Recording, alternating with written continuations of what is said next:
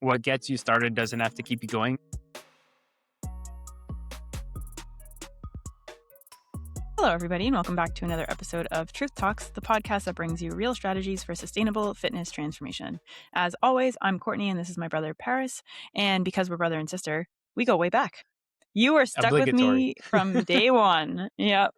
Yeah. Yep. So, our origin story as siblings kind of also, molded into or evolved into our origin stories with fitness. So today we're going to talk a little bit about some of that, but not so much the origins, but more around why we're still in it so many years later. Yeah. I think I did my first like push up trying to like change my body pretty early. I started with like push ups and sit ups in my bedroom in the morning in my pajamas. I still remember my uncle walked in and I was doing like I've heard there was a time where our uncle lived with us at like my dad's house when we were younger.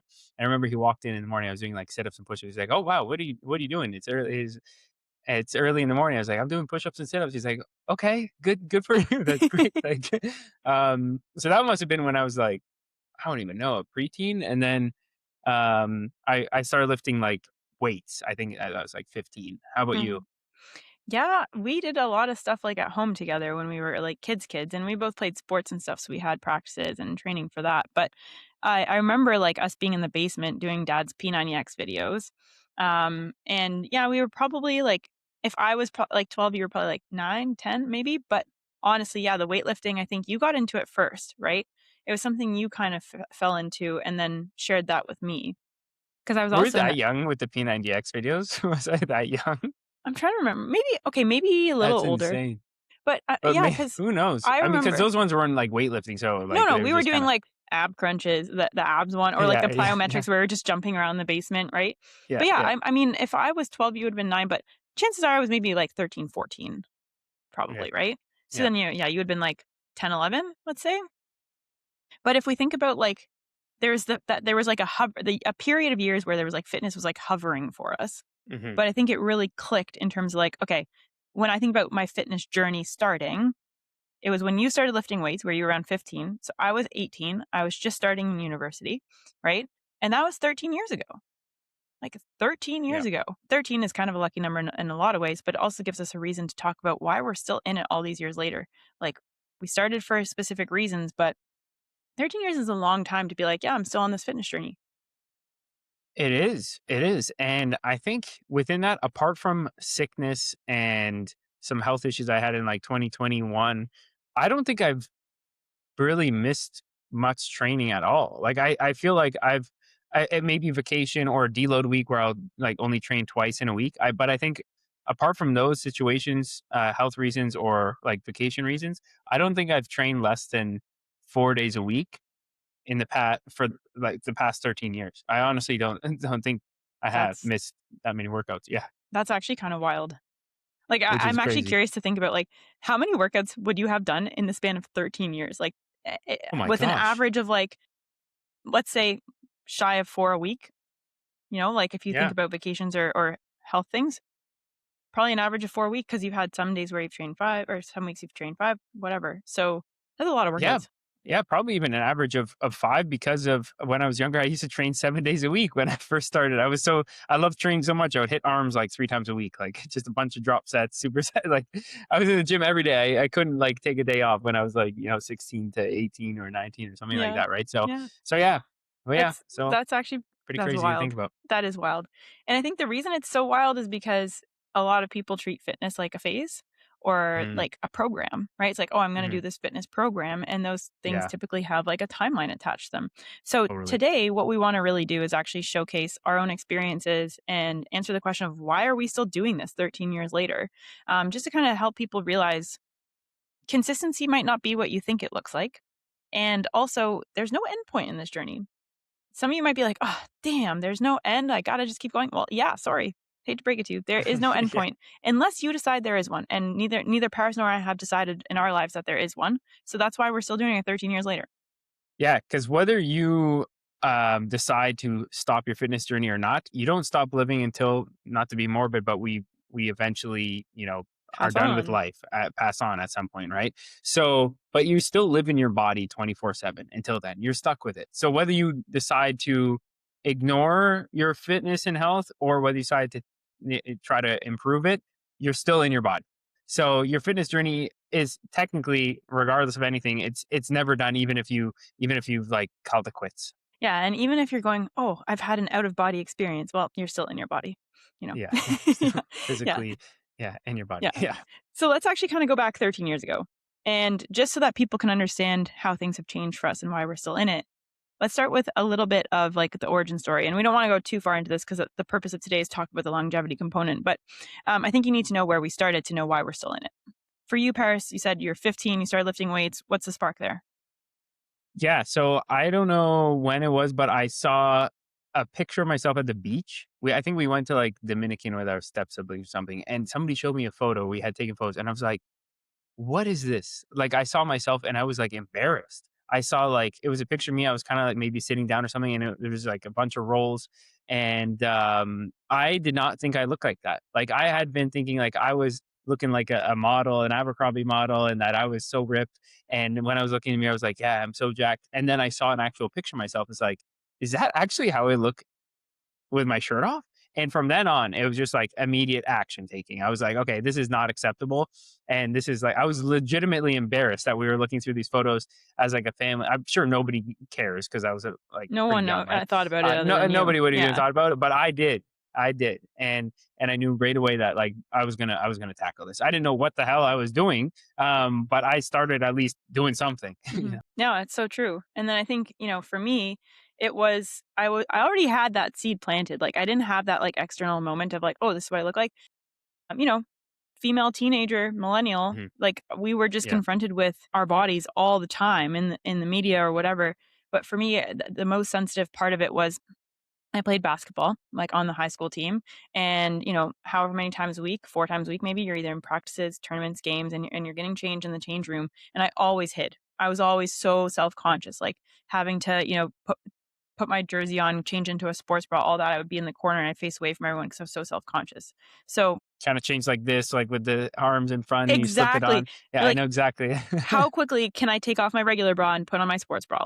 Yeah, yeah. How quickly can I make that change happen, right? Mhm. And so that was the thing for me, but I honestly I didn't really do anything about it in high school. I was like active in playing sports and stuff, but it was when I went to university where I was like, okay, there's a little bit of a newfound independence in how I was using my time, and then there was also that desire to give myself a hobby that could actually be an escape from studying as well. Mhm, So it was mhm. kind of like I'm doing this thing because I have the time to do it. I don't have other things going on. I want a break from studying, and so I would go to the gym 6, sometimes 7 times a week, and you wrote my programming. You wrote me Yeah, little I still programs I remember could that. do. Yeah, Yeah. and so that was kind of when I say my fitness journey started when I was around 18, and I started going to the university gym. That was it for me. Yeah. Yeah, yeah. Wow. Yeah, it's funny because I always have the saying of like, what gets you started doesn't have to keep you going. Because obviously we're going to talk about this, but I think a lot of us start from a place of not being happy with where we're at, and that kickstarts action. Mhm. But then that doesn't have to be the thing that we don't always have to be relying on that negative energy as the fuel. Yeah. It's a great kind of ignition. But then once you've scratched that itch, for lack of a better way of saying it, then you need something else that's going to kind of keep you going. Mhm. And I think it's really important to kind of find what that is and then double down on. Yeah. So at what point did you kind of make that change? Like, do you remember being like, "Oh, I feel better in my body. I look different at the beach now. It's no longer those pictures." But why did you not stop there? Right? Like, because one of our key themes we want to hammer home today is fitness does not have a finish line.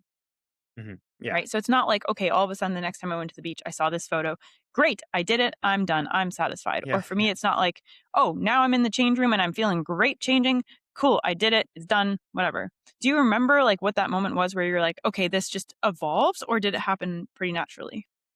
I think it wasn't like a specific moment. I think just over time, as I built my physique, the insecurity has just gotten less and less and less over the years. And also, just as you mature, you're no longer young and you just mature as a person, you have good relationships and people that love you and stuff.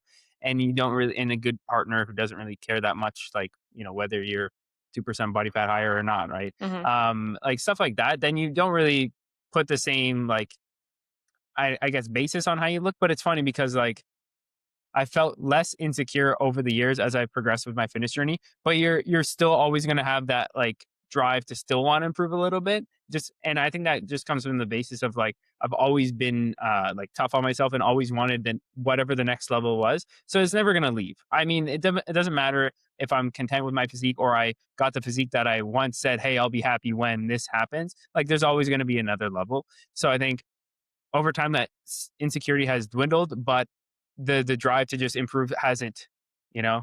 Yeah. I think what you're saying is there's a couple of key things there. One is that when you have the mindset of self-improvement, you always kind of see this possibility because you're not seeing like, okay, I'm here to do this one thing. You said, okay, I want to change my body, whatever, but that's not one singular thing that you can check off a list. I did it or I didn't. And so when you have that mindset of, genuinely doing this for self-improvement, then it keeps you going because there's always another improvement to make. We're not like the statue of David where we're like, "Oh, it's finished, it's complete," right? Like, Yeah, yeah, there's always something you can improve, and I think that actually becomes more apparent the further you get into it. The more experience you get with your fitness journey, the more aware of the potential improvements you become. yeah, Because when totally. you're just starting out, like, you don't even know what's possible. You've never seen yourself look a different way, you've never seen yourself change your body successfully, you've never really thought that much about it.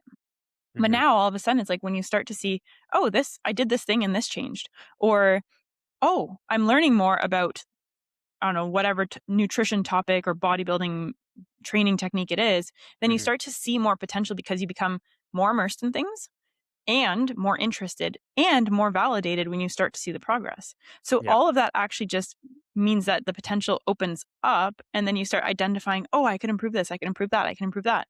And so getting further along and getting that experience actually naturally starts to make you realize that this journey is a lot longer and there's a lot more to oh go. yeah, totally. How about you? Putting the question back at you. I think there've been, like, moments along the way where I was like, "Oh, wow," right? Like, that kinda thing, where I felt like, okay, I wouldn't say it's the feeling of I did it. I don't know if I've actually really ever had that feeling of I did it, but I'm doing this, I think is the Hmm. Hmm. feeling, right? So it's not like past tense, I did it. It's I'm doing this and recognizing like that active role of like progress is happening. When I was in university, it was for me, it was just getting myself to the gym and getting in that routine. Also being more, I did a lot of things wrong, which we could do an episode on for sure, whether that was training or nutrition, especially. But I think just starting to take control of things. I was like, okay, I'm doing this thing, I'm doing these behaviors, I'm getting myself to the gym, I'm starting to track my food. That was the first, like, I'm doing it. But I still, like, was very critical of my body throughout that whole process, and I think I was chasing a vision of things I didn't actually want. I was like, Mm. maybe more of the skinny culture, but I didn't want Mm. that. So Mm. my big moment was, like, I've talked about this before, but when we did the photo shoot in 2019 where I was like, "Oh, okay, my weight is the lowest it's ever been," which not always a good thing, but for that reason it was, or for that purpose it was. But I was like, "Oh, that's not the vision I had in my head." I Mhm. didn't want to, like, look skinny. I wanted to look fit. And so that Mhm. completely, like, rewired, like, what the whole, like, that was what, 7 Yeah. years ago? So I would say I'd almost, like, divide my fitness journey Mhm. so far into the first 6 years and the next 7 years. Mm. The last 7 years have been so much more rewarding because I did get that vision that I thought I wanted for a long time, Mhm. and it didn't turn out to be the end goal that I really wanted. Yeah, and you can also change kinda what you want over time. Like, my vision for my physique and how I want my fitness journey to be has kind of just evolved over time. I think naturally that's a good way of doing things. But it's interesting because I've made the best gains in terms of my physique when I was almost caring about it the least. Interesting. Like, the best way I can phrase it is, like, where everything is so ingrained into my lifestyle and habits where it's happening in the background, um and I'm just doing the things. And then, You you chip away. compare photos over the months and you're like, "Oh wow, like we made some significant progress." But it wasn't like taking up so much mental energy just because of how installed, we'll say, Mhm, all the habits, behaviors, mindsets, and rituals are into the routine. And I think that was a really cool moment for me to realize that as well of like, hey, it doesn't have to take so much mental bandwidth. Maybe at the beginning when you're first learning everything and trying to figure out what's important and taking action, it will. But mhm, over time, it won't. mhm. And once you get to that place, then you're really gonna see, some kick ass progress. Yeah, Yeah, because think about, like, if you get to a baseline, the baseline does take that energy, right? We totally. see it with our clients all the time, like, Yeah. getting, like, that lock, like, teaching yourself how to lock in, how to build your foundations, get the habits into your lifestyle, all that. It takes a lot of energy. But now think about how much energy that is. And when that no longer has to go towards your baseline and your baseline's automatic, and you redistribute that energy, oh my God, what you can achieve is amazing. And you're not even as concentrated on it because it's just there. Totally, totally. So we talked about how 13 years ago we both started lifting, we got into routines, we started paying attention to what we were eating, doing all that kind of stuff. And obviously now we have very different mindsets. Things feel easier. That nature to improve is still there, right? One thing I want to talk about though is what has consistency actually looked like for us over that time period? Because you talked about how, okay, like you've pretty much barely missed any training sessions or whatever. Mhm, But the the thing that I was doing 13 years ago is not the same thing I'm doing mhm, now, right? My mhm, approach is different. And just like you said, your baseline gets easier so you can think about other things or how that fits into your life. mhm. But my life now is very different to my life 13 years ago for Totally. a lot of good reasons. Yeah, yeah. Um, so what's enabled us to let's answer two parts of this. First is how has our definition of consistency for each of us changed in those 13 Mhm. years? And also, how has that enabled us to actually stay consistent? I think for me, both of those go together because it's been a simplification of things. I think, like, I found what are the major needle movers, and let me just completely exploit those versus just doing a bunch of work and hoping that it leads to some progress. I think I like really said, okay, if I execute on these things really, really well, then I will see great progress. And that's allowed me to just completely simplify the process, get very efficient, and make it just, yeah, I would just say easy to stick to at some point. Yeah, So what does that look like for you day to day? Like if you compare, okay, 13 years ago you started, maybe there's a time in between you were doing something even differently, and then there's now. What does that look like in man, practice? I'm trying to even think back. Well, I mean, instead of training 7 days a week and doing like 30 minutes of cardio before my workouts, uh, it it is 4 to 5 sessions a week, somewhere around 45 minutes to an hour, and just getting some steps in. So from a training perspective, from a nutrition perspective, I can't really remember what I was doing back then. I don't think I knew really what I was doing. But when I was in a fat loss phase, I was, I don't know, I was very much trying to hit the macros like to the gram. Whereas now I'm just protein and calorie ranges that kind of flux over time. And sometimes not even on the daily, my calorie averages like for the week instead, depending on what's going on. So I think I just kind of, yeah, got it almost more flexible. Yeah, Yeah. And just got interesting. more simple, which is interesting. You would think the opposite, Mhm, but I've increased my flexibility and seen better results. mhm. Yeah. And how does that actually allow you to like make fitness like part of your life? Because obviously it's a big, big part of your life. But like your life now versus your life then, you were rigid then because one, you needed something prescriptive because everything was new. You didn't really have the skills to be flexible yet. Two, you had like this, let's say, pain driven goal at the time. Yeah. And three, you were a teenager. You're living at home Yeah. with Yeah. mom, you're going to high school and then university, Yeah. right? Like now your life looks a lot different. Mhm. But how do you find like that development or that, seeing consistency as more flexible is allowing you to make fitness a more sustainable part of your life now? I just it's just a simplification, And right? it just Like, keeps coming back to that. yeah, make it as simple as possible. Anytime you try to make it more complex, you realize it doesn't really matter as Doesn't much have to as be. just the basics. Just that's why I tell people if you can just nail the basics for the rest of your life versus getting hyper specific on this minutia. There's a time and place for the details. Don't get me wrong. But if you're looking at like a long term, how do I stick with this for the rest of my life? You need to focus on what are the foundational behaviors that I can just lock in forever. And then you can scale up or down to minutia depending on the phase that you're in and depending what the goal is or goals are. But yeah, how about you? I remember like starting at the McGill gym and going in there 6, sometimes 7 days a week because I could. I'm like, I have the time. I'm gonna do it. I had a whole day that was abs. I literally would like I'd go to the gym and do abs on the mat for like 30 minutes. I would never do that now. Not because I don't want abs or whatever, but because I'm like, that's not an efficient use of my time. No, I Um, I think think I've we've got all done that. well, yeah, we've all done that at some point. But I think I've gotten a lot more time sensitive with my training as well. So I'll talk about training, then I'll talk about nutrition. With training, like for the last several years, I've been training 4 days a week. There was a period I was training 5 days a week, but I don't go in to like just do it. I, like, feel like I'm a lot more I mean, I have, like, training sessions where I'm like, I'm just not mentally in it, but I see my training as I go in, I work really hard, I train with intensity, I challenge myself, and then I get out, right? Because like, I think the demands on my time have increased, whether that was working full time before in a job that was not just 40 hours a week, to also then doing coaching on the side, to now doing coaching in the business with you full time. Like, I'm a lot more sensitive with where my time goes, and I also want Mhm, to make time for like walking my dog that I now have. He's 5, so he's been part of my journey for mhm. the last 5 years, and like my partner and I have been together actually for 12 years. So the really Wow. cool thing is like Justin's kind of been there through my whole Mhm. fitness journey and kind of Wow. supported it. But that's looked very different over time. Like when I was in university, we were living in different cities. Then we moved in together and then we moved Mhm, across the country together. And now we both work mhm. from home. So we're both in each other's spaces all day, Yeah, right? Like, so yeah. that's even changed. But I think just knowing that I can be really productive with my training and time efficient with it. I'd actually say you said things got simplified, but for me, Mhm. they got simplified and more specific because they're like Okay, more yeah. oriented around this is my goals. This is the time I want to spend in the gym. This is Mhm. where like body parts I want to focus on.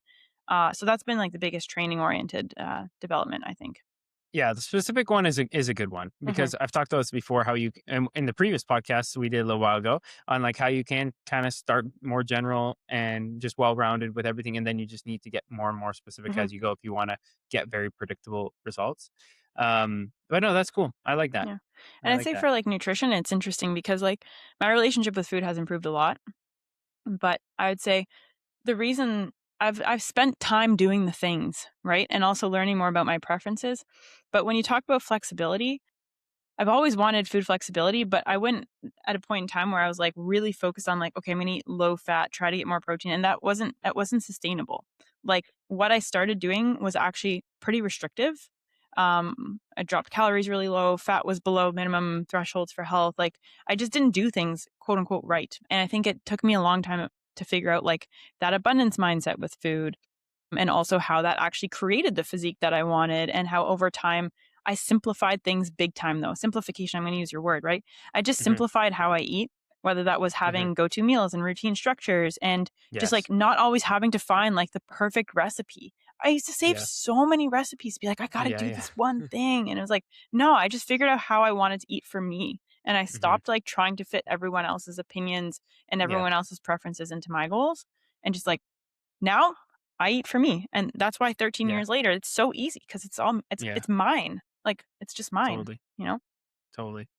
And takes time and practice. And that's why I tell people you have to earn the right to be flexible. You Mhm, can't be flexible if you haven't been meticulous and very on the ball and precise for timing, especially with the food situation. Like, yeah, I can eyeball a lot of meals during the week without sacrificing progress, but like, why? Because I've tracked meticulously for literally years. mhm, So until you've done that and you acquire the right knowledge and the skills and the trust in yourself to also make good decisions, mhm, because I'm not just going out and eating whatever and how much I want, at the same time still eyeballing things and doing the mental math. But until you've been meticulous, you can't earn the right to be flexible, you know. Like it's a privilege to have flexibility, and it's a right that you have to. yeah, yeah. So, I mean, I think that shows kind of how we've both developed over the last 13 years, as life has changed, right? As our fitness goals have changed, as we've kind of earned more flexibility in our fitness journeys, that is also the thing that has kept us in it for 13 plus years, Hmm. right? Hmm. And I think that it's because it's enabled fitness to become this sustainable part of our lifestyles because we can flex it around other things, right? Like we can flex it around you going from living, I'm going to say bachelor life on your own to like moving in with Tara and like easy because you have the flex, like you know what flex Hmm. looks like. Or for me, like switching from, I don't know, my corporate job to this, doing this with you, right? Like easy to flex, right? But it also has allowed us to flex around different goals and Hmm. turn the goal setting into an iterative process. And I think Hmm. to me, that's one of the most important reasons why I'm still doing this 13 years later. In the like you and I talked at the beginning of this episode how it's the desire of like seeing that next improvement ahead of Hmm. you, but you also need to have the flexible systems to recognize how to chase that next improvement when it evolves, Hmm. right? So Totally. I'll speak for myself, but the reason I'm still doing this 13 years later is because I'm like, okay, I can set a new goal. I can set a new area of focus and I know exactly how to adapt my training or my nutrition to unlock that next area. Exactly. It's iterations of goals. I love the way you said that. And there's always another goal. And I have to just consistently set new goals and new checkpoints. And that's like the fun part, and that's the never-ending infinite game that we play. But something I do want to touch on is like regardless of any physique changes, I feel like at a certain point it just becomes how you operate. And I feel like I also need fitness and in terms of the exercise portion just to kind of ground me. And then all the lifestyle components, including nutrition, sleep, and stuff, just kind of keeps me dialed in, right? Like it holds me accountable to just operating at a certain level of like organization and certain Mhm. level of structure and routine that just benefits obviously my work and everything else that I have going on, to the point where like I need fitness for that reason, Mhm. even if it didn't change my physique, just mentally, like mental health wise as well for training. And then also the how I do one thing is how I do everything type parallel. Both of those are super important, regardless of any body changes. Yeah, which I think is the answer for you to the question of why are you still doing this 13 years later? Because the fitness piece actually is almost like the anchor for life, right? Like it Totally. allows you to stay mentally sharp and mentally healthy. It allows you to organize your days and your daily routines. It allows you to operate with a standard that you hold yourself to and stay accountable to. You're not doing this 13 years later because you want more muscle. Let's be honest. Like that's that can be true, but that's not the Yeah. Yeah. reason why you're really Right. doing this Yeah. 13 years later. Yeah. Exactly. And also, like, I feel like there's a certain standard that I want to operate at in all areas. And I think like if you let one of those standards slip, even if you don't admit to yourself, you're gonna feel in some way, shape, or form. Like I honestly feel like I'm a much better partner when am confident in my physique and I am dialed on my variables. I feel like I show up better for our clients when I'm dialed in on my own stuff.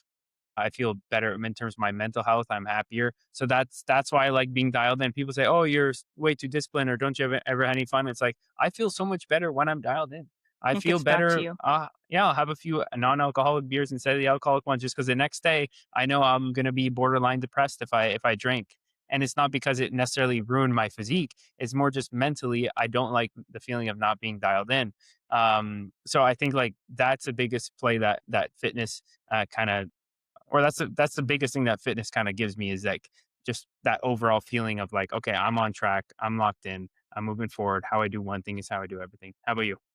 For me, I think it's similar, unsurprisingly, but the way I keep thinking about it is like I actually don't necessarily know anymore how I would operate without that being a pillar of my life.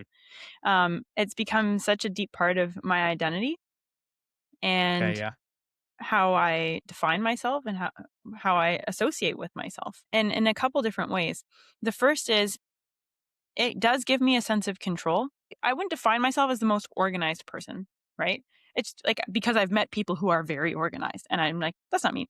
But what fitness gives me is a sense of control and some organization, right? It does give me a sense of like, ooh, I can control this thing and this is the thing I choose to prioritize. And then everything else kind of falls into place around it. Hmm. And so I really like that. And I love this idea of inputs and outputs of like, I get these rewards back when I put in this work, right? Yeah, And you and I've yeah. talked about that before. Like fitness is just one of those few areas where we get that. And that did wonders for how I see myself moving through the world, right? Mm, And that is the biggest reason why I'm still doing this 13 years later is because fitness gave me the gift of realizing that when I do something and when I put effort in, I can add value, right? And that is something I've taken with me through my corporate career, like this idea of if I work hard and I do these things, I can leave an impression. I can mhm, support others. I can see an outcome happen. It's mhm, something I take with me now when we work with clients. It's like, okay, if I fully commit to servicing them and doing everything in my power, I know they will get the results. But that's mhm, because it started with my own fitness journey. It started with me recognizing I can control the outcomes of things when I really set myself up for success. totally, I learn, I focus, I apply myself, and I keep on improving. totally. And that's very inspiring. And I think this is why I preach this so much, but I have to say it again. It's just like going back to the standards thing, like people will really want this promotion or want their business to take off or want the title, but then their standard for themselves and the way they take care of themselves is so freaking low. It's like you're not the person that is deserving of achieving whatever necessarily if you treat yourself like you don't even care about yourself. Because and even if you don't say it, like deep down, you know it, and it will affect how you show up. It's not even necessarily about other people see you as out of shape or that you don't take care of No, yourself. no. Is that You. you know, and it will affect how you show up in conversation in terms of even like presenting information, communicating, like speaking with authority, like all these things. It will affect things. I'm sorry, it will, and that's why it goes back to the standard things. As soon as you up your standard for just yourself in terms of everything, like guess what's going to happen to everything else, right? The rising tide raises all ships, or Yeah, exactly. yeah, That's it, different use yeah. of that analogy, but yeah, But as you're talking about it, the word that comes to mind for me is self-efficacy. Because yeah, it's not about proving it to other people, you gotta prove it to yourself. But that's, I think, what I kinda meant with where, like, fitness proved to me that I can do the damn thing, right? And I took that with me because I convinced myself. I created new standards for myself, right? And yeah, then yeah, then I applied that to everywhere else. Nobody else was telling me, "Oh, you gotta get in better shape," or, "You'll get this promotion if you just do this thing." No, nobody ever said that to me. But it was like, "Oh, I know I can do this. I just proved it. I just did it." Right? And good things will follow. totally. And it is in a way forced self development, because there's no way you're not going to get the transformation, the physique that you want, unless you've done heaps of internal work at the same time throughout that journey. So I think it's really important. And I made a post about this a long time ago because somebody asked me when we were at our mentorship conference. They asked me like, "Is it really the body that makes you confident? Like, does an in shape body actually give you confidence?" And at first I was like, "Yeah, of course." But then I thought about it. I was like, not really. It's actually the process and what you had to do to get the body that indirectly then gives you confidence. And then the physical, I guess, manifestation of that is the transformed physique. So it's an Right. interesting kind of thought. Yeah, Yeah, because I'll speak for myself, but if I was walking down the street, most people would not think I'm that into fitness, like, based on my body, right? Like, I'm proud of my body. I'm very proud of my body, and I know. I'm like, I look at it, I'm like, I'm fit. I'm a fit person. I know totally. that. Yeah, But it's not like I go around rocking a six pack or, like, any of that, and then I'm confident because of that, right? There are people out there who have bodies that look more physically fit than mine from an aesthetic perspective. But I'm probably confident than some of those people who have those bodies because I'm so proud of, like, all the work I had to put in to get there, how long I've stuck with it, what it showed me about what I can do in my life and the belief I can have in myself, and how I now wanna help others do that too. I'm so totally. confident in that, and it's not Yeah. because I have the fittest body walking down the street, it's because I look kinda fit, but I've done all the other things. Yeah, you do look fit. You don't give yourself too much credit. But it's how you got there. It's like what you did to create that evolution that I think raises the confidence. And also in other ways, you have to take just major agency of your life when you get in shape. Like But yes. you have to be at a point where you honestly just take a look and be like, this is where I am, and it's all because of me. It's not because of work. It's not because of my family members. It's not because of my friends. It's nothing except for me. I am here, and whether I'm happy or not with where I'm at, it's my fault. Mhm, And as soon as you take a look in the mirror and really like accept responsibility, whether you're in a great position or not, you mhm. accept the responsibility. That will teach you so much about yourself. It's Yeah, not even funny, right? Like, yeah, but a yeah. lot of people, they just go their whole life never truly taking agency or responsibility from their situation, and guess how you're going to stay stuck by doing exactly that. Yep. So that's why 13 years later, Anyways, we're still yeah, doing this. yeah, yeah. And or Many 35 minutes reasons. later, we're still doing Yeah, this yeah, episode, you know? yeah. Paris and I can talk about this forever because it is ongoing. Like, this conversation is inherently ongoing, but we wanted to take a moment in time and be like, if we actually look back 13 years, and I think actually I feel more sure of it after this conversation than I even did when we started this conversation. It's like, we are still in it, and there's a number of solid reasons why 13 years later we are still committed to our fitness journeys even more than we were 13 years ago, right? And let's try to summarize them quickly. Question: why are we still doing this 13 years later? Answer: Oh, geez. too much nuance. Too much, too much. But I Yeah. just kind of ramming out some like curiosity of what the next level consistently looks like for the actual physique, right? Mental health and life organizational and structure benefits of the routine, self development, building ourselves into somebody who like takes major responsibility, but also who builds self-efficacy.